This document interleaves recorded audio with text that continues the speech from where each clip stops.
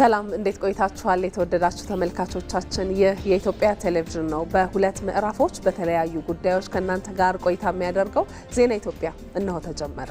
ዜና ኢትዮጵያ ከመላው ኢትዮጵያ እስከ 8 ሰዓት ድረስ ከእናንተ ጋር ቆይታ ያደርጋል። ዜና ኢትዮጵያን እየመራን ደግሞ ማህሌት ታደለና ነጻነት ፍቅሩ አብረናችሁ ቆይታ እናደርጋለን። አስቀድመን አበይት ጉዳዮቻችንን እናስተዋውቃችሁ።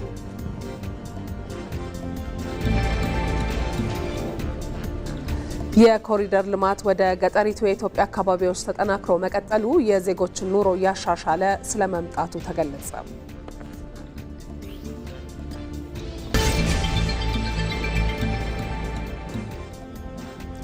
ኢትዮጵያውያን በታላቁ ህዳሴ ግድብ የክፍለ ዘመኑን ዳግማዊ አድዋ አሳይተዋል ሲሉ የባርባዶሷ ጠቅላይ ሚኒስትር ሚያ ሞተሊ ተናገሩ።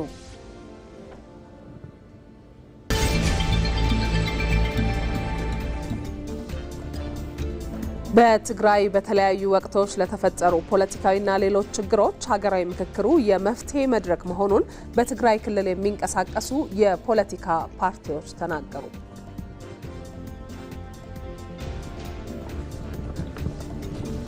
ዜና ኢትዮጵያ ከዜናዎቻችን ባሻገር በስፖርትና በቢዝነስ ዘገባዎቹ ከእናንተ ጋር አብሯችሁ ይቆያል። በስፖርት ነጻነት ጫንያለው፣ በቢዝነስ ደግሞ ሪሳል ኦፒዮ የዕለቱን ዜናዎች ያስተዋውቃችኋል። ጤና ይስጥልን ተመልካቾቻችን፣ ለዜና ኢትዮጵያ ያዝናቸው የቢዝነስ ዘገባዎችን አርዕስተ ዜናዎችን ወደ እናንተ እናስተዋውቃለን። በ5 ሚሊዮን ኮደር ስልጠና በኢትዮጵያ የሚኖሩ የውጭ ሀገር ዜጎች ጭምር ተጠቃሚ መሆናቸውን የተመለከተ ዜና ይዘናል። እንዲሁም ባንኮች መካከል ለሚካሄደው የውጭ ምንዛሬ ግብይት ዘመናዊ አውታር ይፋ መደረጉን የተመለከተ ዜና ይኖረናል። እንዲሁም የውጭ ምንዛሬና ተያያዥ ግብይት መረጃዎችን አካተን ካፍታ በኋላ እንመለሳለን።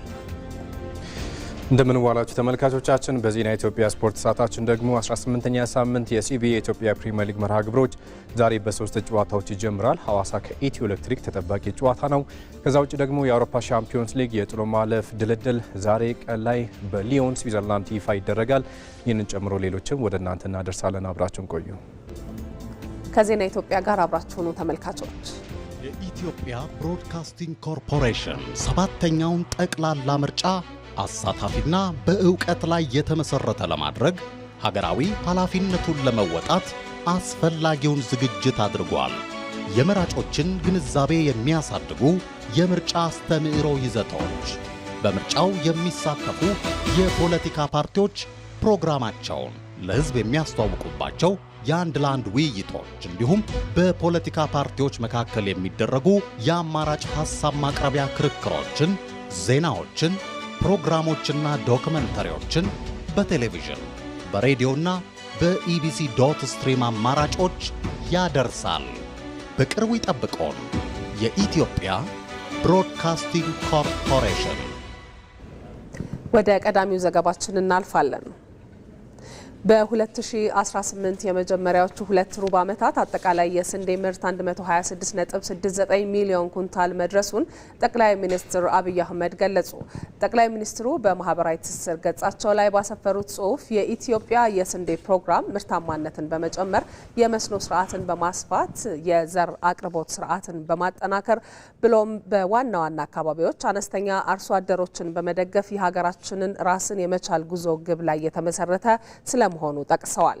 በ2018 የመጀመሪያዎቹ 2 ሩብ ዓመታት አጠቃላይ የስንዴ ምርት 126.69 ሚሊዮን ኩንታል ሲደርስ ይህም የመስኖ ስንዴ ምርትን ሳይጨምር ነው ብለዋል። በዚህም አርሶ አደሮቻችንን ማድነቅና ማመስገን እፈልጋለሁ ያሉት ጠቅላይ ሚኒስትር አብይ አህመድ ይህንኑ የስራ ጽናት ቀጥሉበትም ብለዋል።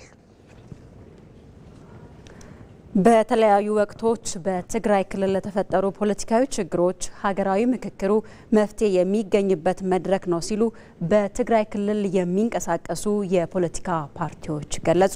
ሀገራዊ ምክክሩ ዘላቂ ሰላምን ለማስፈን ያለውን ፋይዳ በመረዳት ለምክክሩ ስኬት መትጋት ከዜጎች የሚጠበቅ ግዴታ ስለመሆኑም ተናግረዋል። ባየ ሙላት ተጨማሪ አለው።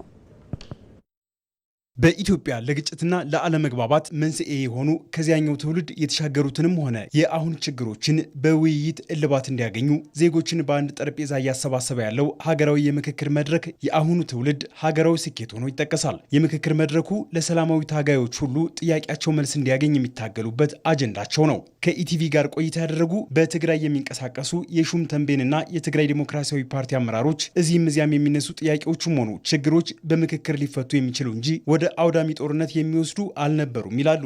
የምክክር መድረኩ ሁሉም ዜጋ የሀገሩን ሰላም የሚገነባበት እጁ ላይ ያለ እድል መሆኑን ይገልጻሉ። በኢትዮጵያ ውስጥ ያሉ ችግሮች ከሰላማዊ መንገድ በድርድር የሚፈቱ ናቸው ብለን ነው የምናምነው።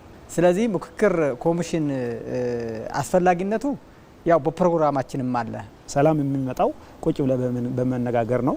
ስለዚህ ለንግግር ደግሞ እድሉ ተገኝተዋል። ይሄ በአግባቡ መጠቀም የሁላችን ኢትዮጵያውያን የዜግነት ግዴታችን ነው ብዬ ነው የማምን። የሀገራዊ ምክክር ኮሚሽን እስካሁን ከትግራይ ክልል በስተቀር በሁሉም አካባቢዎች ለሀገራዊ የምክክር ጉባኤው የሚቀርቡ አጀንዳዎችንና ተሳታፊዎችን መለየቱን አስታውቋል። በትግራይ ክልልም በቅርቡ የአጀንዳ ማሰባሰብ ስራ ለማከናወን እየተንቀሳቀሰ መሆኑን ገልጿል። የሀገራዊ ምክክሩ በተለያየ ጊዜ የተፈጠሩ ፖለቲካዊ ችግሮችንና የጦርነት ዳፋዎችን በሀገር ማዕቀፍ መፍትሄ የሚያገኝበት መድረክ ነው። በደርግ ጊዜ 17 ዓመት ጦርነት ተደርገዋል።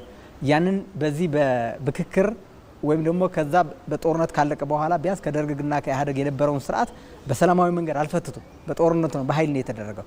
ያ ደግሞ በብዙ ዜጎች ቅሬታ ፈጥረዋል ማለት ነው። ምክንያቱም በዛ ጦርነት የተሳተፉ ብዙ ዋጋ አስከፍለዋል። ቀጥሎ በባድሜ ላይ የተፈጠረውም እናውቀዋል። ይህንን ጉዳይ እልባት የሚያገኘው ፋይናሊ መጨረሻ በእርቅ ነው፣ በንግግር ነው።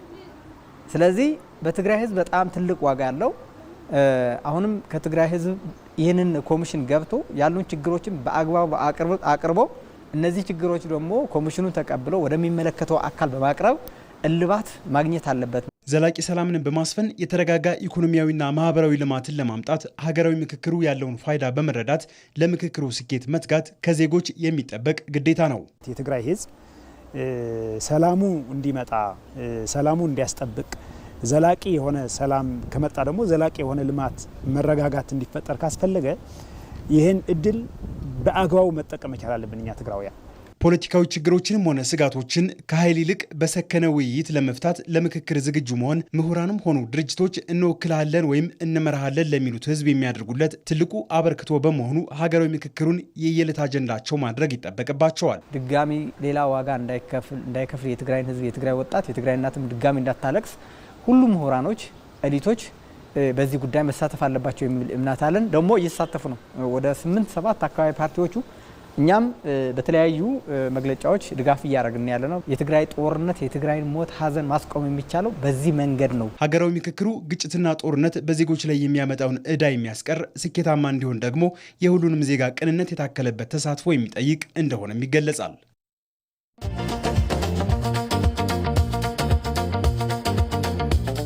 የገጠር መንገድ ትስስር አርሶ አደሩን ባጠረ ጊዜ ከገበያ ጋር አስተሳስሮታል።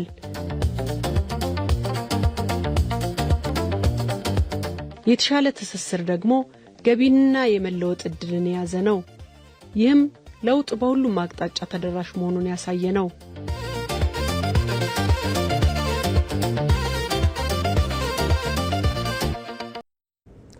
እንቀጥላለን ተመልካቾች። የገጠር ኮሪደር ልማት ስራ የገጠሩ ነዋሪዎችን ሕይወት በማሻሻል ረገድ ከፍተኛ ሚና አለው። በአዲስ አበባ የተጀመረው የገጠር ኮሪደር ስራ ወደ ገጠሪቱ አካባቢዎችም ተጠናክሮ ቀጥሏል። የኮሪደር ልማት ስራ ወደ ገጠሩ አካባቢ መስፋፋቱ የሚኖረውን አበርክቶ በተመለከተ መሀሪ አለሙ ተከታዩን ዘገባ አሰናድቷል። በአዲስ አበባና በከተሞች እየተከናወነ የሚገኘው የኮሪደር ልማት ስራ የከተሞችን ገጽታ እየቀየረ ይገኛል። ጅማሮውን በአዲስ አበባ ከተማ ያደረገው ይህ የኮሪደር ልማት ስራ ወደ ገጠሪቱ የሀገሪቱ አካባቢዎች ተጠናክሮ ቢቀጥል የገጠሪቱን ኢትዮጵያ ገጽታ መቀየሩ እንዲሁም የነዋሪዎችን የአኗኗር ዘይቤ ማሻሻሉ የማይቀር ነው። የአብዛኛው ኢትዮጵያዊ መኖሪያ የሆነው ይህ አካባቢ በመሆኑ የበርካቶችን ሕይወት ማሻሻሉና የአካባቢያቸውን ገጽታን በመቀየር በኩል የላቀ ሚና ይኖረዋል። አብዛኛው የኢትዮጵያ ማህበረሰብ አሁንም ገጠር ውስጥ ስለሚኖር ገጠሩን መቀየር ያስፈልጋልና የተሻገረ ገጠር ከነበረ የኑሮ ዘዬ ከፍ ያለ ገጠር መፍጠር አለብን የሚል ትልም የነበረን። ለዚያ ዘንድሮ በማዕከላዊ ኢትዮጵያ 5ቱም ዞኖች ስራ ተጀምሯል።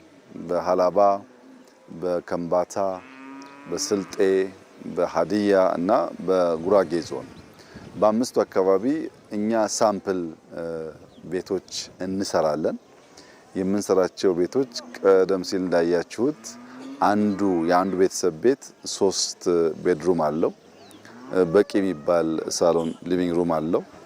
ከጓሮም ከፊትም እርሻዎች አሉ። እንደምታዳምጠው ከብቶች ተለቀው ማሳ ላይ ሳይሆን ልክ እንደሰለጠነው ዓለም የሚመገቡበት ቦታ ተዘጋጅቶላቸዋል። ከብቶችና አርሶ አደሮች እንደከዚህ ቀደሙ አብረው አያድሩም።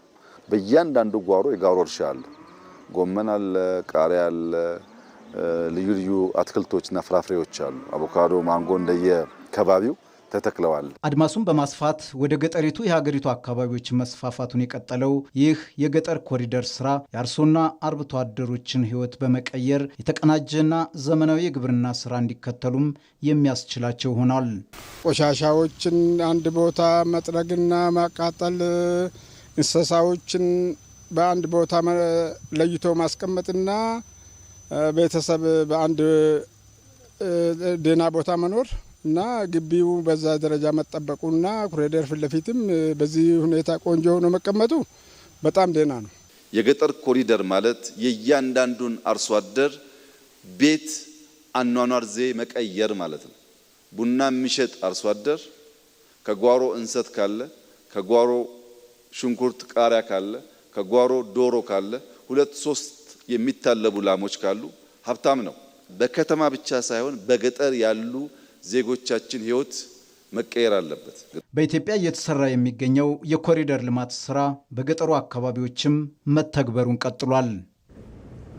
የኦሮሚያ ወጣቶች ማህበር 7ኛው ጠቅላላ ምርጫ ፍትሐዊና ዲሞክራሲያዊ ሆኖ እንዲጠናቀቅ ለማስቻል 700 ለሚሆኑ ወጣቶች በአዳማ ከተማ ስልጠና እየሰጠ ይገኛል። ፍትሐዊና ዲሞክራሲያዊ ምርጫ ለማካሄድ ወጣቱ ከሐሰተኛና ግጭት ቀስቃሽ ከሆኑ መረጃዎች ራሱን በመቆጠብ ለሌላው የማህበረሰብ ክፍል አርአያ እንዲሁም የኦሮሚያ ወጣቶችና ስፖርት ቢሮ ኃላፊ ሮዛ ቢያ ጠይቀዋል። እዚህ ጉዳይ ላይ ቆይታ እናደርጋለን። በዚህ ጉዳይ ላይ ተጨማሪ መረጃዎችን ልታጋራን ደግሞ ሪፖርተራችን ፍሬዎት ረታ በቀጥታ መስመራችን ላይ ትገኛለች። ፍሬዎት እንዴት ውለሻል? ቀደም ሲል ያነሳነው ሀሳብ አለ። በተለይም 7ኛው ጠቅላላ ምርጫን ለማካሄድ የተለያዩ ዝግጅቶች እየተደረጉ ይገኛሉና አንቺ ባለሽበት አዳማ በተለይም ወጣቶች ስልጠና እየወሰዱ ይገኛሉ። ፍትሐዊና ዲሞክራሲያዊ ምርጫ ለማካሄድ የወጣቱ ሚና ምን ድረስ ነው የሚለውን ሀሳብ የተነሱትንም ካሉ ጨምረሽ ብታጋሪ። አመሰግናለሁኝ። እንዴት ውላችኋል? ነጻነት እንግዲህ ወጣቱ በሀገር መንግስት ግንባታ ውስጥ በተለይም ደግሞ በሁሉም ሀገር ማለት ይቻላል ትልቅ ሚና እንዳለው ነው የተገለጸው። ኢትዮጵያም ከፍተኛ የሆነ የወጣት ቁጥር ያላት ሀገር ናት። ይህንንም ቁጥር ታዲያ ወጣቱ በሀገር መንግስት ግንባታ ውስጥ እንደሚሳተፍበት እንደመሆኑ ወይም ደግሞ የተሰጠውን ስልጣን የመምረጥ ስልጣንም ተጠቅሞ የመምረጥ አቅም አለው።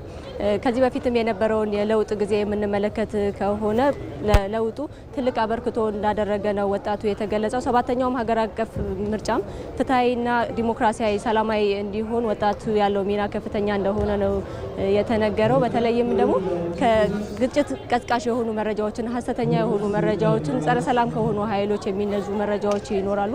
እነዚህን መረጃዎች ስራቸውን ከመለየት አንጻር ከየት ነው የመጡት የሚለውን እውነተኛነታቸውን ከመረዳት አንጻር ወጣቱ ቀጥታ ተሳታፊ እንዳይሆንና መረጃዎቹን በስርዓት እንዲረዳ ተጠይቋል በዚህ መድረክ። ከዚህም ባሻገር ምርጫውን ወይም ደግሞ ሀሰተኛ መረጃዎችን ሰላሙን ከማስጠበቅም ባሻገር እንግዲህ በህግ የተሰጠው የመምረጥ መብት አለ። ይህንም የመምረጥ መብት ተጠቅሞ የሚፈልገውን ለወጣቱ የፖለቲካ ተፎካካሪ ፓርቲዎች የሚያቀርቧቸው ፕሮግራሞች አሉ። እነዚህ ፕሮግራሞች የወጣቱን ሁለንተናዊ ተጠቃሚነት የሚያረጋግጡ ስለመሆናቸው በደንብ መርምሮ እንዲመርጥ ተጠይቋል።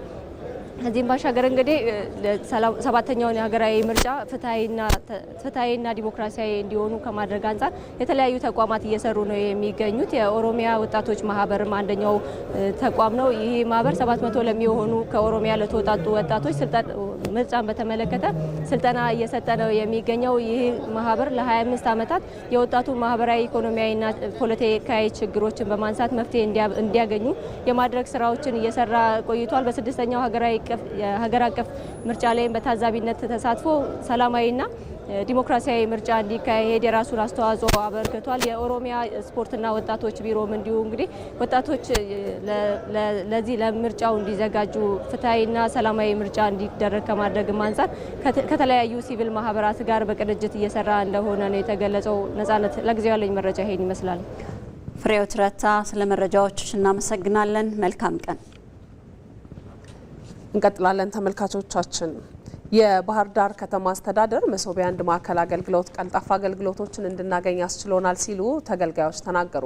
የከተማ አስተዳደሩ መሶብ የአንድ ማዕከል አገልግሎት 10 የከተማ አስተዳደርና 2 የፌዴራል ተቋማትን የያዘ ስለመሆኑም ተገልጿል። ሳሙኤል ወርቃየሁ በመንግስት ተቋማት የሚሰጡ አገልግሎቶች ቀልጣፋ፣ ምቹና የዜጎችን እርካታ የሚያሳድጉ የሆኑ ዘንድ የመደመር መንግስት ከነደፋቸው አሰራሮች መካከል አንዱ የሆነው መሶብ የአንድ ማዕከል አገልግሎት በአሁኑ ወቅት በተለያዩ የሀገራችን አካባቢዎች እየተስፋፋ ይገኛል። በርካታ ተቋማት አገልግሎታቸውን በአንድ በተዘጋጀ ቦታ የሚሰጡበት መሶብ የአንድ ማዕከል አገልግሎት በባህር ዳር ከተማ አስተዳደር ደረጃም በይፋ ስራ ከጀመረ ወራት ተቆጥረዋል። በርካታ የሆኑ የአገልግሎት አሰጣጥ ችግሮች አሉ የሚል ይነሳ ነበረ።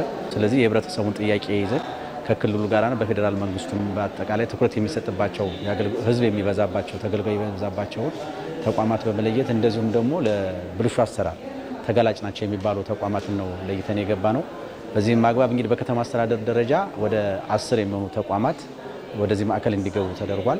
ከዛ በተጨማሪ የፌዴራል ወደ 2 ተቋማት በአጠቃላይ 12 ተቋማት በዚህ ላይ ደግተዋል። አጠቃላይ ተወስዶ ሲታይ እንግዲህ አሁን ዛሬ ላይ ወደ 69 የሚሆኑ አገልግሎቶች አክቲቭሊ እየተሰጡ ነው ያሉ በዚህ ማዕከል ውስጥ ማለት ነው። በማዕከሉ የሚሰጡ አገልግሎቶች በቴክኖሎጂ የታገዙ መሆናቸው አገልግሎት አሰጣጡን ፈጣን አድርገውታል የሚሉት ተገልጋዮች በየተቋማቱ የተመደቡ ባለሙያዎችም ተገልጋይን በሚያረካ መልኩ እንደሚያስተናግዱ በማዕከሉ ተመልክተናል ሲሉም ይገልጻሉ። በትህትናን ያስተናገዱን ይሄን ነገር አዘጋጅታችሁ ነው ኮፒ የሚደረጉትን ነገሮች ተባልን። ያው በዛ መሰረት ያቀረብን ዶክመንቶችን መረመሩ፣ ቀጠሩን። በዛ መሰረት ያው ዛሬ ተገናኝተናል።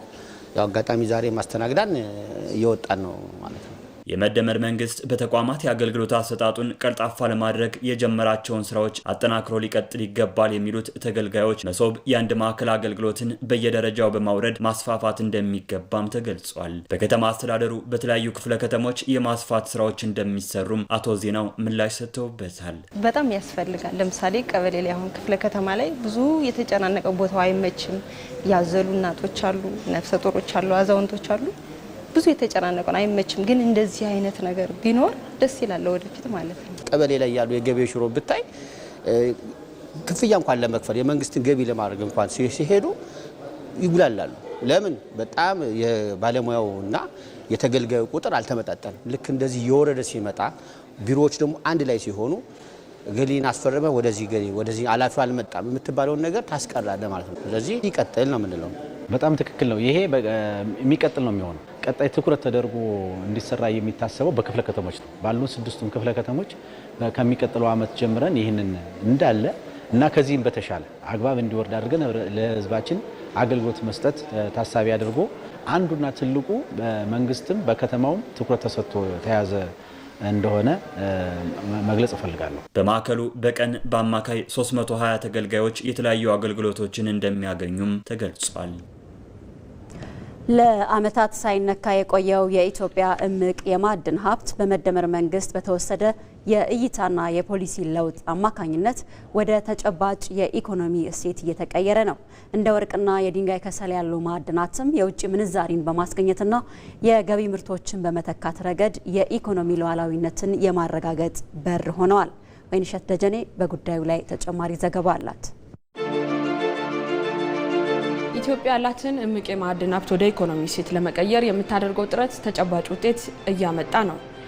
የመደመር መንግስት ዘርፉን ከ5 ኢኮኖሚ ምሰሶች አንዱ አድርጎ መቅረጹ ደግሞ ከገቢ ምንጭነት ባለፈ ለሀገር ሉዓላዊነትና ለኢንዱስትሪ እድገት ትልቅ አቅም እየሆነ መጥቷል። ኢትዮጵያ ለግብርና፣ ለማኑፋክቸሪንግና ለኮንስትራክሽን ዘርፎች ግብአት የሚሆኑ የማዕድን ባለቤት ብትሆንም ለዓመታት እነዚህ ማዕድናት ያለ ጥቅም ቆይቷል። ማዕድን የዜጎች ሀብት ነው።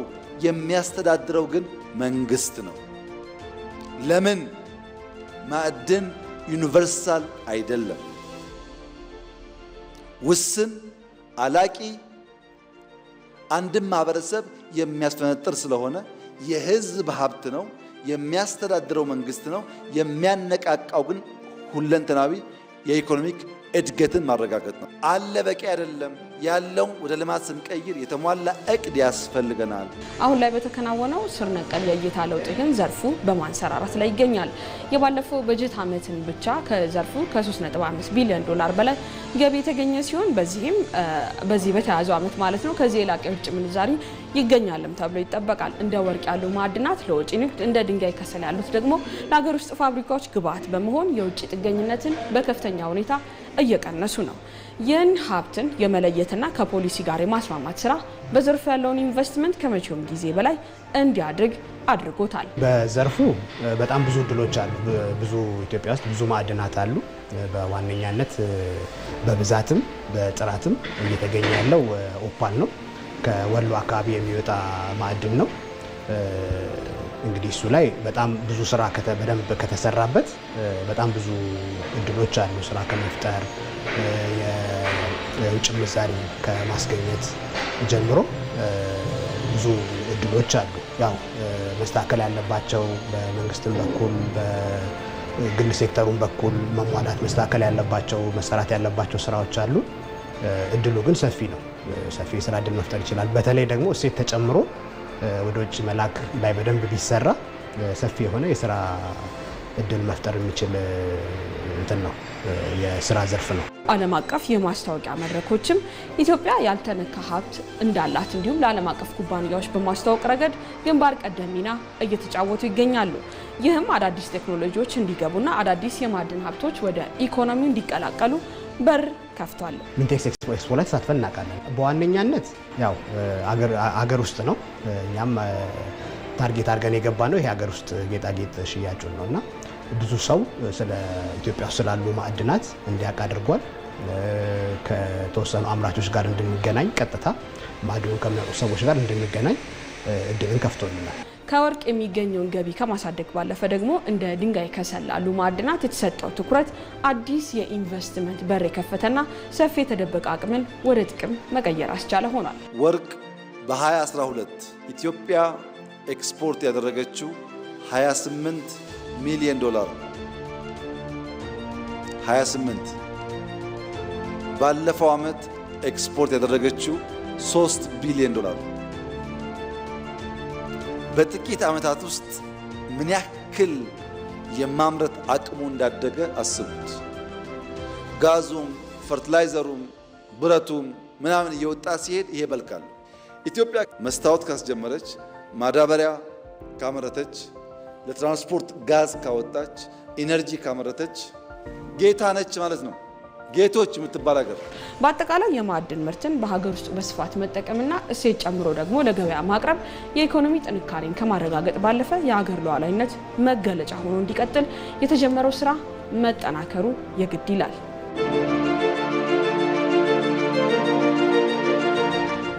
ኢትዮጵያውያን በታላቁ የህዳሴ ግድብ የክፍለ ዘመኑን ዳግማዊ አድዋ አሳይተዋል ሲሉ የባርባዶሷ ጠቅላይ ሚኒስትር ሚያ ሞትሊ ተናገሩ። ጠቅላይ ሚኒስትሯ ከተጽዕኖ ፈጣሪውና ተወዳጁ አፍሪካ አሜሪካዊው የቴሌቪዥን ሾው አቅራቢ ትሬቨር ኖህ ጋር በነበራቸው ቆይታ ግድቡን በታሪክ ትልቅ ቦታ ካለው ከ1888ቱ የአድዋ ድል ጋር አነጻጽረውታል። ትሬቨር ኖህ በውይይቱ ላይ እጅግ ያስገረመው ነጥብ ኢትዮጵያ ግድቡን የገነባችበት መንገድ መሆኑን ገልጿል። ሀብታሙ ተክለስላሴ ቆይታቸውን በተከታዩ ጥንቅር ተመልክቶታል። If they don't have a chair at the table for you, bring your folding chair. And that's what we've had to do. I like that. Bring our folding chair to the table. That's sort of what Ethiopia has just done. አድዋን አንስተው የማይጠግቡት የኢትዮጵያን የነጻነት ቀንዲልነት በየአጋጣሚው ማንሳት የማይታክታቸው የባርባዶስ ጠቅላይ ሚኒስትር ሚያ ሞትሊ ዛሬ ደግሞ በመላው ዓለም ከፍተኛ ተመልካች ባለው ቀደም ሲል የዴይሊ ሾው አሁን ደግሞ ዓለም አቀፍ ጉዳዮችን የሚዳስስ ፖድካስት የሚያዘጋጀው አፍሪካ አሜሪካዊ ትሬቨር ኖህ በሚያዘጋጀው ፖድካስት ላይ ምስክርነታቸውን ደግመውታል። በደቡብ አፍሪካ የዘረኛው አፓርታይድ ስርዓት በነበረበት ወቅት ወንጀል ተብሎ በሚጠቀስ ግንኙነት የተወለደው ትሬቨር ኖህ እጅግ በተወደደው የሳቅና ስላቅ ሾው የዓለምን ፖለቲካ ዳሷል። ከጠቅላይ ሚኒስትሯ ጋር በነበረው ቆይታ ግን ኢትዮጵያን በአድናቆት ህዳሴን በመደመም አንስቷል። Ethiopia has been trying for a long time to build a dam, and I know ኢትዮጵያ ለረጅም ዓመታት በአባይ ውሃ ላይ ግድብ ለመስራት ስታስብ ቆይታለች። ከግብጽና ሌሎች የተፋሰሱ ሀገራት ጋር ከዘለቀችበት ውዝግብ ውጭ አብዛኛው የተሳካ እንደሆነ ይገባኛል። ግን ኢትዮጵያውያን የሰሩት እንደ አብዮት የሚታይ ነው። ራስን መቻል እንዴት ይመጣል? የዓለም ስርዓት ሀብታም ሀገራት ባይተባበሩ ምን ይደረግ ነበር ጭብጦ። ትሬቨር ኖህ ካስደመመው ጀመረ። ኢትዮጵያን አነሳ። የአድዋ መንፈስ የተጋባባቸው ያህል ቆፍጠን ብለው ስለ ነጻነት መናገር የሚቀናቸው ኢትዮጵያን ምሳሌ ማድረግ የሚመርጡት መሪ ቀጠሉ። ደግሞስ ህዳሴ ሲመረቅ በጉባ ተራሮች ስር አልነበሩ? ድሆች በሚንበረከኩባት አይችሉም በሚነገርባት ዓለም እንደ ትላንቱ ቁንጮ ድል ሌላ አድዋ ሰርተዋል አሉ። ትሬቨር ኖህ መደመሙን እየተጋራ ያዳምጣል። The biggest problem in Africa is that when the world is talking about technology, አፍሪካ ውስጥ ትልቁ ችግር ዓለም ስለ ቴክኖሎጂው ሲያወራ ከ1.4 ቢሊዮን ህዝብ ውስጥ 6 ሚሊዮን የሚሆነው ኤሌክትሪክ ኃይል የለውም። የዓለም ባንክ ደግሞ ይህንን ለመደገፍ በቂ አቅም ነበረው። ግድቡን ለታዳሽ ኃይል ነው የሚጠቀሙበት። እንዴት የግድቡን ወጪ እንደሸፈኑ ነው የሚያስደንቀው። የሚያስደንቀው ታሪክ ግን ኢትዮጵያውያን የሰሩት እንደ አብዮት የሚታይ ነው። And the bank's international community refused to fund it. ዓለም አቀፍ አበዳሪዎች አናበድርም አሉ በተለያየ ምክንያት። ከዚያ ኢትዮጵያውያን ወደ ራሳቸው ተመለሱ። ተራው ዜጋ ቦንድ እየገዛ ያለውን እየሰጠ ገነባው። እኔ ለጠቅላይ ሚኒስትሩም ነግሬያቸዋለሁ። ይህ የ21ኛው ክፍለ ዘመን አድዋ ነው። To Abiy I said, look, you know that this is the 21st century Adwa. ጠቅላይ ሚኒስትሯ ፊት ለፊታቸው ቆምኩት በአድዋ ድል መንፈስ ነው። ድሉ የአውሮፓ ሀያላን መንግስታትን ያናወጠና ያስደነገጠ አፍሪካና የአፍሪካ ልጆችን ደግሞ ያነቃቃ ነው ደጋግመው ሲሉ የሚደመጡ አድዋ በጨለማ ላይ ድል እንደተቀዳጀ ብርሃን የሚመለከቱት ይህው መንፈስ ያሰባስበን አንድ ሆነን እንዝለቅ የሚል ጥሪን የሚያስተጋቡ ናቸው። ከትሬቨር ኖህ ጋር በነበራቸው ቆይታም ይህንኑ አንስተዋል። Adwa is what led to the beginning of the Pan-African movement. አድዋ ፓን አፍሪካ እንዲጀመር መነሻ የሆነ ነው። በአዲስ አበባ ድሉን በሚዘክር ሙዚየም ውስጥ የኒውዮርክ ታይምስ ዘገባዎችን ታገኛለህ። እች ትንሽ ሀገር ለነገሩ ከጣሊያንም ትበልጣለች። ታላቆችን ጣሊያኖች አሸነፈች የሚል ጽሑፍ ታገኛለህ። ይህ የጥቁር ህዝቦች ከነበረባቸው የዘመናት ጭቆና መላቀቅ፣ ማሸነፍ ይችላሉ የሚለውን ስሜት የፈጠረ ነው። ጠቅላይ ሚኒስትር ሚያ ሞትሊ የዓለም ኢፍትሐዊነት ሲበረታ በጠረጴዛው ዙሪያ ወንበር ካልሰጡ የራስህን የሚታጠፍ ወንበር ይዘህ መምጣት አለብህ የሚል አቋማቸውን በቆይታቸው አንጸባርቀዋል። ያኔ ራስህን ችለህ ትቆማለህ፣ ትደራደራለህም ነው ነገሩ። ይህ በቆራጥነት የሚፈጸም በአንድነት የሚከወን መሆኑን በጉልህ አስቀምጠዋል። እርግጥ ነው ጊዜ ሊወስድ ይችላል። በመደመር ጸንታ ቆማ ኢትዮጵያ በተከለከለው ጠረጴዛ ዙሪያ የራሷን ወንበር ይዛ በኩራት ተከስታለች። This engineering feat is the biggest dam in Africa. It's like 2 kilometers wide, 550 feet high. ግድቡ በአፍሪካ ትልቁ ነው። በጣም ትልቅ ነው። 2 ኪሎ ሜትር ስፋት፣ 150 ሜትር ከፍታ ያለው ነው። ለማመን ማየት ይኖርብሃል። እኔ እንደዛ አይነት ግዝፈት አላየውም። ዓለም አይችሉም ሲል ፈጸሙት። በእርግጥም ህዳሴ ትሬቨር ኖህ በኩራት እንዳነሳው ጠቅላይ ሚኒስትሯ በጽኑ መተማመን እንዳብራሩት ዝም ብሎ የኮንክሪት ክምር አይደለም። የጥቁር ህዝቦች ራስን የመቻል አብዮት ነው። ከ120 ሚሊዮን በላይ ህዝብ ከጉሮሮው ቀንሶ የላብ የውሃና የደም ጠብታውን ደምሮ ለዓለም እንካቸው ያለው ተአምር። ተመልካቾች አሁን ደግሞ በቢዝነስና በስፖርት ከዜናዎች ጋር ቆይታ የምታደርጉበት ሰዓት ነው። ከኛ ጋር ካፍታ በኋላ ተመልሰን እንገናኛለን። መልካም ጊዜ ይሁንላችሁ።